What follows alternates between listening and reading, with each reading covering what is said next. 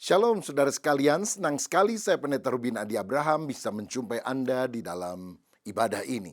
Hari ini saya akan menyampaikan renungan firman dengan judul Sikap Hidup di Akhir Zaman. Saya akan bacakan 1 Petrus pasal 4 ayat 7-11 yang berbunyi demikian. Kesudahan segala sesuatu sudah dekat. Karena itu kuasailah dirimu dan jadilah tenang supaya kamu dapat berdoa. Tetapi yang terutama, kasihilah sungguh-sungguh seorang akan yang lain, sebab kasih menutupi banyak sekali dosa.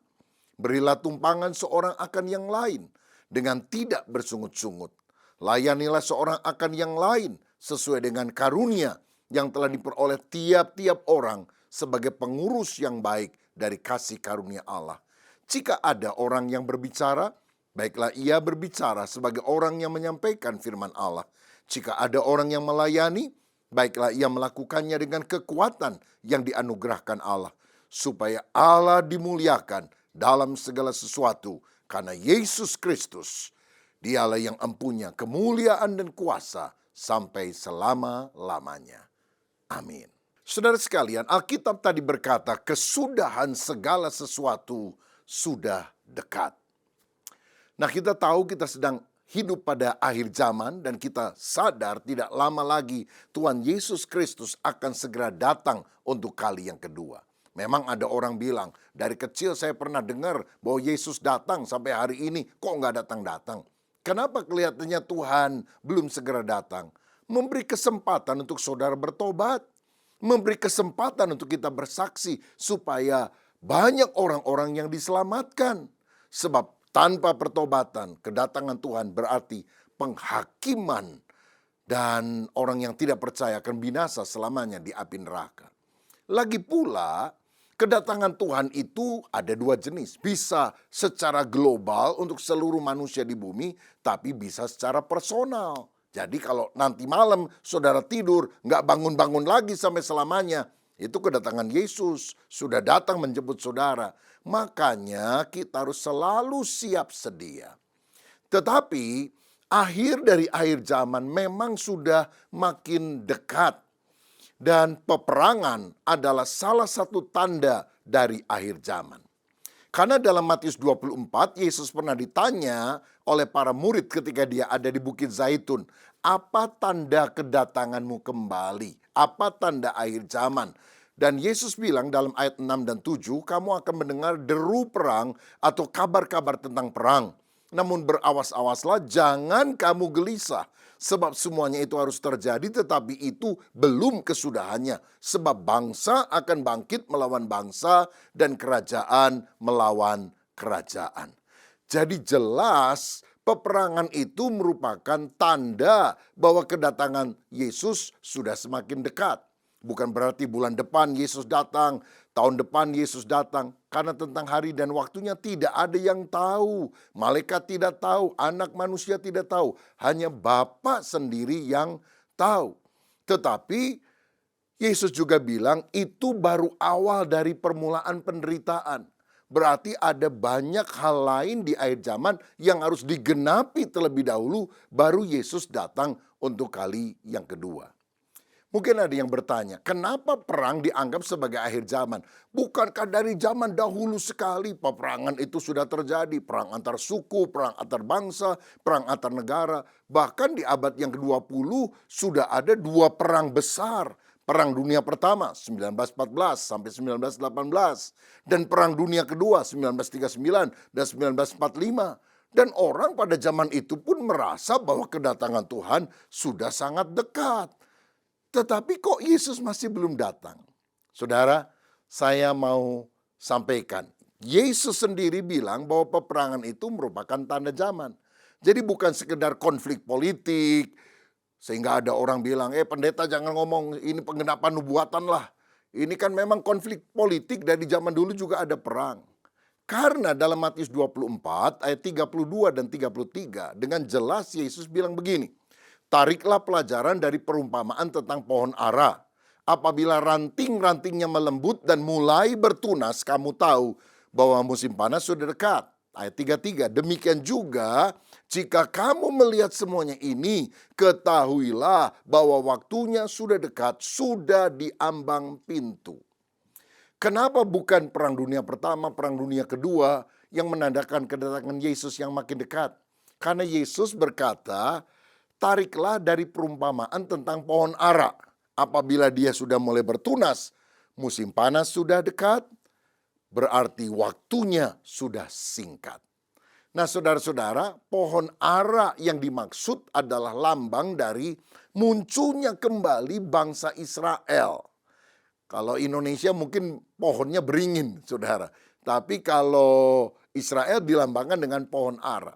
Ini kan bangsa Israel sudah terserak-serak dari tahun 70 Masehi sampai sekarang.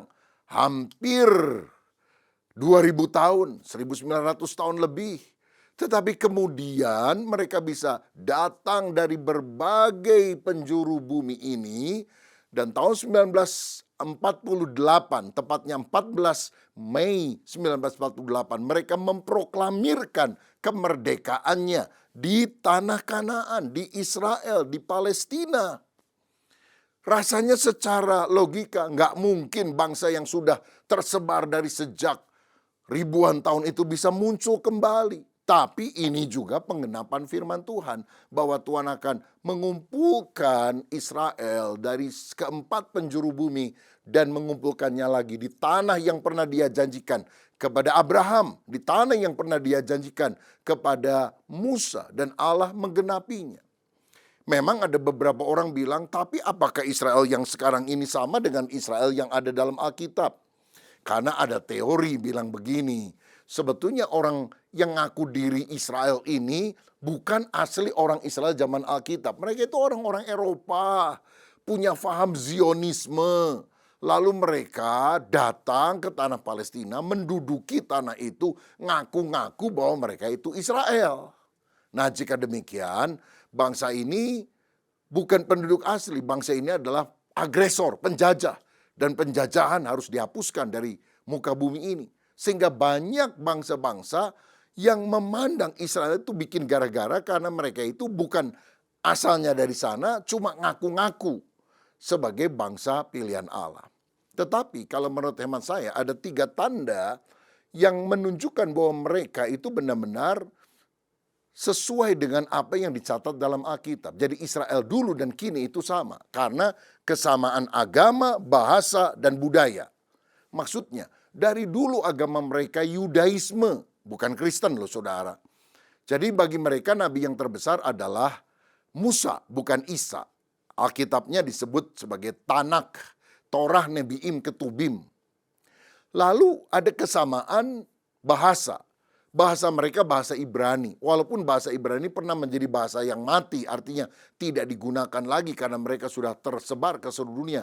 Tapi kemudian mereka mulai menggunakan lagi bahasa ini, bahkan vocabulary-nya makin bertambah. Dan yang ketiga, budaya yang dicatat di dalam kitab Perjanjian Lama, di dalam tanah tadi, Torah, Nebiim, Ketubim, itu juga yang masih dilakukan pada hari ini. Misalnya 7 hari raya Israel yang dirayakan zaman dulu, mereka juga merayakannya pada masa kini. Nah saudara, jadi Tuhan bilang kalau peperangan mulai terjadi dan Israel menjadi sumbu konflik, jika bangsa-bangsa mengepung Yerusalem, ketahuilah waktunya sudah singkat.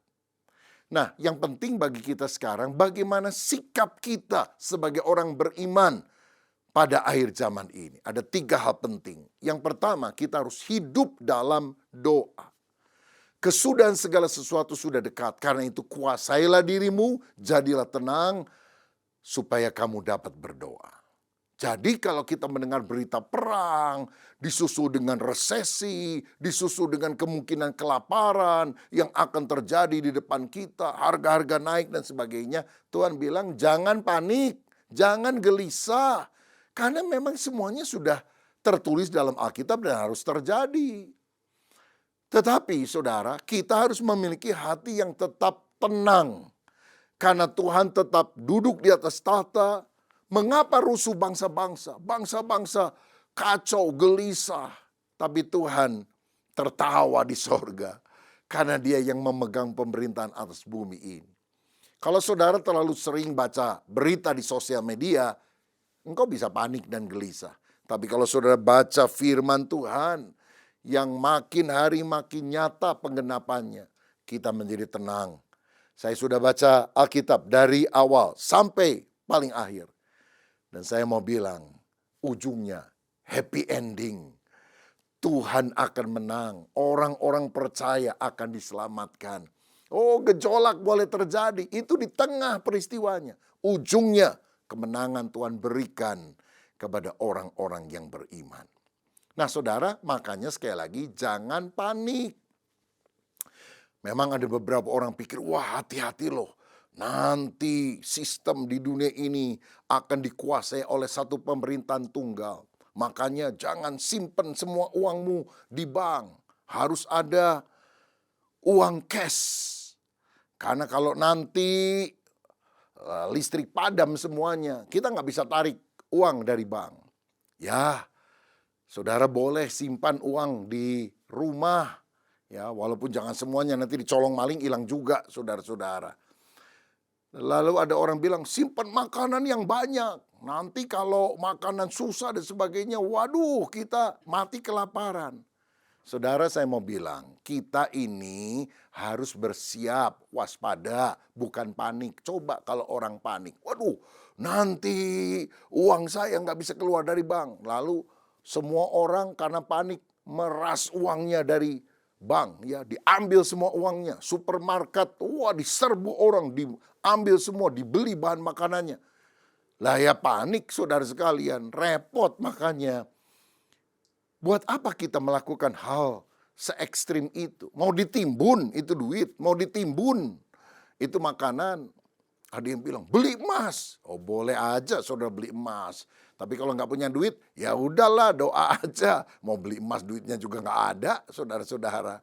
Yang penting Alkitab bilang kuasai diri jadilah tenang. Saudara, boleh pegang uang cash, boleh punya emas, boleh bercocok tanam pohon pisang kek di halaman rumah saudara supaya kalau nggak ada makanan minimal makan buah pisangnya misalnya. Boleh saja. Tapi teduhkan hatimu di dalam doa. Percaya Tuhan tetap memelihara kita. Saudara ingat Nabi Elia pernah mengalami masa kelaparan 3,5 tahun? Tapi Tuhan pelihara dengan burung gagak yang datang membawa roti dan daging. Saudara, makanya teduhkan hati. Berdoa supaya kita bisa mendengar suara Tuhan, petunjuk Tuhan melalui firman-Nya dan juga melalui hati kita yang teduh dan tenang. Saya pernah dengar cerita ini, ada seorang bapak yang satu kali kehilangan jam tangannya. Ini jam tangan kuno. Ya, jam tangan kuno yang merupakan pemberian daripada papanya. Papanya diberi oleh papanya lagi, jadi kakeknya. Nah jam itu rupanya hilang di gudang kayu yang juga penuh dengan serbuk gergaji. Berjam-jam dia berusaha menemukan, nggak ketemu. Lalu akhirnya dia pulang ke rumah bingung. Anaknya bilang, "Pak, saya ke sana ya, nanti saya coba bantu papa temukan." 5 menit anaknya balik ke rumah, dia kasih. "Loh, kok ada? Gimana kamu bisa menemukan ini?" "Papa berjam-jam nggak ketemu." Saya duduk tenang, sepi semuanya. Dan saya mulai mendengar detak daripada jam itu. Ini kan jam kuno. Tek, tek, tek. Ada suaranya saudara. Dan aku mulai cari. Dan akhirnya aku dapatkan. Saudara, kalau kita gelisah, pikiran kusut, kita nggak akan dengar tuntunan Tuhan. Tapi kalau kita meneduhkan hati, tuntunan Tuhan melalui firman-Nya, itu akan dia berikan kepada saudara. Saya yakin doa sejati akan menyebabkan kepanikan mati dan iman yang akan bangkit. Doakan kestabilan ekonomi kita dan seluruh jemaat yang ada, agar Tuhan memelihara kita. Doakan juga perdamaian dunia. Kalau lihat perang, jangan mudah-mudahan ini menang. Siapa yang menang? Siapa yang kalah? Siapa yang mati? Kita bukan main games, saudara-saudara. Lalu siapa yang menang, siapa yang kalah. Kita sangat berduka terhadap kematian orang. Baik di pihak Israel atau di pihak Iran atau di pihak manapun. Tuhan mau kita memiliki hati yang berbelas kasihan supaya perdamaian terjadi. Ingat, Yesus adalah Raja Damai. Tuhan tidak mau dunia konflik dan saling menumpahkan darah. Karena nyawa setiap orang berharga di mata Tuhan. Semua bangsa apapun itu diciptakan oleh Tuhan. Orang Yahudi ciptaan Tuhan, orang Iran ciptaan Tuhan, orang Palestina ciptaan Tuhan. Mari kita sungguh berdoa buat perdamaian dunia. Dan saya percaya bahwa doa memberikan kemenangan di alam roh.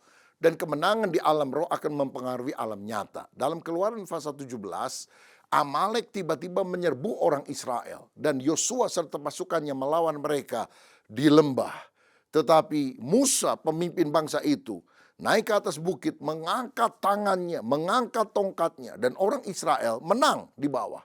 Tapi waktu dia capek, tangannya turun, lemah, maka orang Israel kalah. Maka Harun dan Hur yang melihat itu menopang kedua tangan Musa, kiri dan kanan. Sehingga orang Israel memperoleh kemenangan. Saudara, di dalam doa ada mujizat. Saya dengar kesaksian seorang rekan hamba Tuhan beberapa waktu yang lalu. Ada salah satu gerejanya yang sedang mau didirikan di pinggiran Jakarta, sudah masuk Jawa Barat. Saudara, mereka itu dapat fasilitas sosial atau fasilitas umum, fasos, fasum. Bahkan sebagian dananya juga katanya mau dibantu oleh pemerintah daerah. Tapi kemudian tempat itu nggak bisa dibangun menjadi gereja walaupun izinnya sudah keluar. Diresolusi terus oleh orang-orang yang ekstrim. Saudara-saudara, sampai akhirnya gereja nggak bisa bangun. Aduh, mereka bingung, mereka berdoa, Tuhan kenapa Engkau izinkan ini terjadi. Beberapa waktu kemudian terjadi banjir. Dan Gubernur Jawa Barat melihat daerah itu, dia perhatikan banyak sekali bangunan-bangunan yang dibangun di pinggir daripada kali yang ada. Maka dia mengeluarkan satu keputusan. Semua bangunan harus mundur minimal 50 meter. Jangan terlalu dekat dengan air, apa itu kali atau danau. Nah saudara-saudara, dan karena itu semuanya digusur. Dialihkan supaya lebih aman. Termasuk rumah provokator tadi dan juga tempat-tempat orang lain yang tidak setuju adanya gereja. Bahkan semula gereja itu pun akan dibangun nggak terlalu jauh daripada pinggiran sungai. Jadi kalau misalnya itu sudah mulai dibangun akan digusur juga, saudara. Tapi karena diresolusi orang nggak jadi dibangun. Akhirnya ada solusi pemerintah dipindahkan ke pinggir jalan tol lebih strategis. Dan tanah yang mereka dapat lebih kurang 1.200 meter persegi untuk 3 gereja. Berarti kalau dibagi rata-rata 400 meter persegi. Dan mau dibangunkan juga. Oh Tuhan itu luar biasa. Kalau kita berdoa apa yang tampaknya buruk, Tuhan lakukan pembalikan sehingga mendatangkan kemuliaan bagi namanya. Makanya hidup dalam doa. Yang kedua, hidup dalam kasih. Dan kasih itu menurut ayat yang ke-8 dan 9 nyata di dalam dua hal ini. Yang pertama adalah dalam pengampunan. Karena ayat 8 berkata, tetapi yang terutama kasihilah sungguh-sungguh seorang akan yang lain sebab kasih menutupi banyak sekali dosa. Menutupi dosa bukan menyembunyikan dosa, bukan kompromi dengan dosa, tapi tidak mengumbar kesalahan orang lain. Orang bisa salah, tapi kita tidak umbar, kita tidak ceritakan ke seluruh dunia tentang kesalahan orang lain. Dan saudara-saudara, kita sadar dalam masa-masa sulit, kadang-kadang terjadi gesekan antara sesama kita. Tetapi kasih dan pengampunan bagikan minyak pelumas dalam hubungan antar manusia. Sehingga akhirnya kita tidak terus bentrok, tapi kita bisa saling mengasihi dan mengampuni. Jangan suka ungkit-ungkit kesalahan masa lalu istrimu atau suamimu atau orang tuamu atau anakmu atau adik atau kakakmu. Jangan ungkit kesalahan masa lalu. Jaga hati kita, jangan diwarnai dengan kebencian, kepahitan. tapi ampunilah orang-orang yang lain. Jangan sampai waktu Yesus datang, kita masih berantem satu dengan yang lain. Waduh, dihukum Tuhan. Tapi mari kita hidup dalam kesatuan hati, sehingga berkat Allah dicurahkan. Selain kasih nyata dalam pengampunan, itu juga harus nyata dalam pertolongan. Karena di ayat 9 dikatakan, berilah tumpangan seorang akan yang lain dengan tidak bersungut-sungut. Dulu belum ada hotel, sehingga kalau orang percaya datang ke satu tempat, mereka kadang ditampung oleh jemaat lain orang percaya, karena mereka seringkali datang dalam rangka pelayanan, bersaksi, berbagi sukacita satu dengan yang lain. Di Perjanjian Lama ada kisah seorang nabi yang suka pelayanan keliling namanya Elisa. Dan waktu dia tiba di Sunem, seorang perempuan mengasihi dia dan berkata kepada suaminya, bagaimana kalau kita bangunkan kamar di loteng dan siapkan tempat tidur, siapkan juga meja, siapkan pelita, sehingga Elisa selalu mampir dan tinggal di sana. Dan orang yang punya pelayanan kasih, hospitality ini mengalami mujizat. Ketika anak perempuan Sunem itu mati, dibangkitkan oleh Tuhan melalui pelayanan Elisa. Saudara, kalau sekarang sudah banyak hotel, tapi memberi tumpangan bisa berarti kalau orang mau ke gereja nggak ada kendaraan, saudara kasih tumpangan. Habis pulang kebaktian, saudara ajak makan. Kasih berkat kepada orang yang membutuhkan. Ingat, tangan yang tertutup tidak bisa menerima berkat dari Tuhan. Tapi tangan yang terbuka, yang juga mau menolong orang lain, itu akan terima dari sumbernya. Terima kasih, terima kasih. Kita terima dari Tuhan, kita beri kepada banyak orang.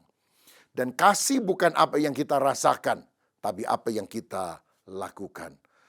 Bukan feeling, tapi doing. Lakukan sesuatu untuk menolong orang lain. Bergabunglah dalam komunitas sel yang saling memperhatikan, saling tolong-menolong, apalagi dalam masa sulit. Dan kita saling menolong tanpa mengeluh, karena kasih harus sungguh-sungguh. Yang ketiga, saudara-saudara, kita harus hidup dalam pelayanan. Ayat 10, layanilah seorang akan yang lain sesuai dengan karunia yang telah diperoleh tiap-tiap orang sebagai pengurus yang baik dari kasih karunia Allah. Rupanya setiap orang percaya itu menerima karunia, talenta dari Tuhan, minimal satu. Dia adalah owner, kita adalah manajer, pengelola. Sumber dari karunia adalah Tuhan. Kita tidak bisa memegahkan diri, oh hebat nih saya bisa begini. Karena semuanya adalah titipan Tuhan yang harus digunakan di dalam pelayanan. Tuhan memberikan karunia. Penggunaan karunia yang bertanggung jawab adalah ketika kita melakukannya bagi pelayanan untuk Tuhan dan untuk sesama. Jadi layani sesuai dengan karunia. Kan gak setiap orang karunianya sama. Misalnya kalau di gereja, ada orang yang bisa main keyboard. Misalnya kalau ada 100 orang di gereja itu, apa perlu giliran? Udah, hari Minggu 1 sampai hari ke-100, 1, 2, 3, 4, diatur aja ya. Pokoknya bisa nggak bisa, pokoknya kita sama rata, sama rasa. Waduh, kacau itu kebaktian. Karena mungkin yang pinter main keyboard cuma 2-3 orang, saudara-saudara. Tapi yang lain punya karunia, ngajar anak sekolah minggu, ada karunia yang lain, melayani, membersihkan ruangan ibadah dan sebagainya.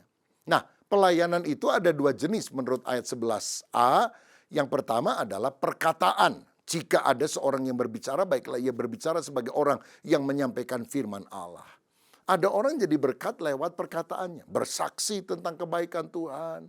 Memberikan konseling, kata-kata yang mengencourage, menguatkan orang lain. Supaya tidak pikir negatif, ngomong negatif. Tapi mengucapkan kata-kata iman. Ada orang yang bisa menjabarkan firman. Sehingga orang lain mengerti dan diberkati.